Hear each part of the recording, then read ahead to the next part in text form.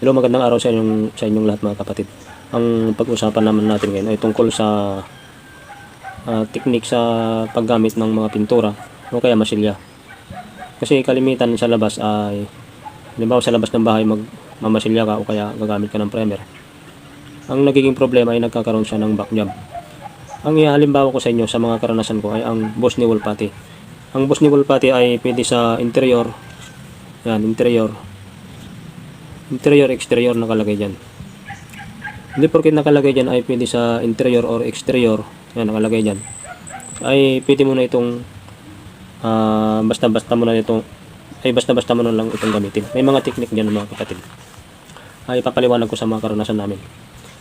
Ang boss ni wall putty ay pwede kang gumamit sa labas o kaya exterior. Pero ang payo ko sa inyo, halimbawa masilya kayo sa labas ng bahay, yung wall, halimbawa wall, magka-Critex primer kayo una, kahit isang mano lang. Pero bago yung lihayin nyo muna, tanggalin yung mga ribaba, mga resalte, mga likabok. Yun ang mga importante natin gagawin. Kahit hindi mo na kailangan i-waterproofing yan. Halimbawa yung tinatawag na waterproofing, halimbawa flexiban. Yung iba tinatanong kasi nila bakit daw hindi ko waterproofing yung mga ibang vlog ko ay walang waterproofing o kaya hindi ko ginagamitan ng waterproofing. Pag yung bahay mo ay meron namang halimbawa meron namang yero o kaya bulada o kaya canopy, ito yung wool mo. Yan, wool ito, meron namang canopy yan, halimbawa. Ito, huwag ka na mag-flexiban kasi meron naman siyang canopy na tinatawag, halimbawa yan, meron siyang ganan. Yan, meron siyang mga canopy. O kaya meron siyang bubong. Yan ay pwede mong i-Critex primer tapos boss ni wall putty. Hindi mo na kailangan yan na i-waterproofing pa. Ngayon, pagka namasilyan mo na ng boss ni wall putty o kaya masonry putty o kaya yung skim coat,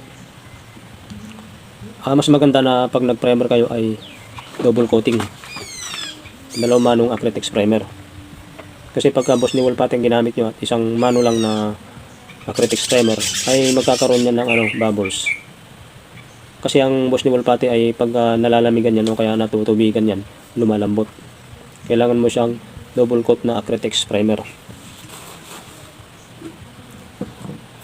Yun ang tips ko sa inyo mga kapatid pag gumamit kayo ng boss ni wall putty o kaya masonry putty. Ang masonry putty ay sa Boysen kasi recommended siya for interior lang. Yung masonry putty yan, interior, sa interior mo siya gagamitin. Pero marami rin gumagamit ng masonry putty na ginagamit sa exterior kasi ang product ng Boysen na masonry putty ay talagang pag tumigas yan ay napakatigas. Pag water base ang ginamit nyo, laging yung tatandaan, acrylic primer ang gagamitin yung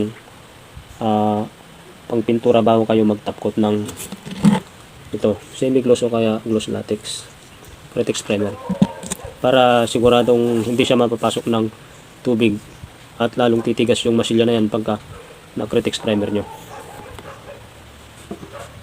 Ito yung acrylic primer, solvent based pa ito mga kapatid.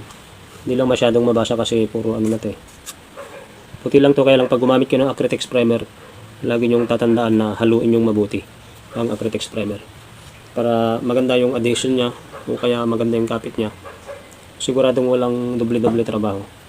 Ang tips ko lang sa inyo mga kapatid ay yung gaya ng pinaliwanag ko.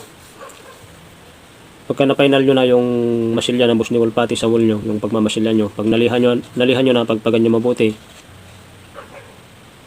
itong boss ni wall putty matibay ito basta maprimeran nyo mabuti ng acrylic primer. Kahit isang mano lang basta wala kayong palya sa pagro-roller.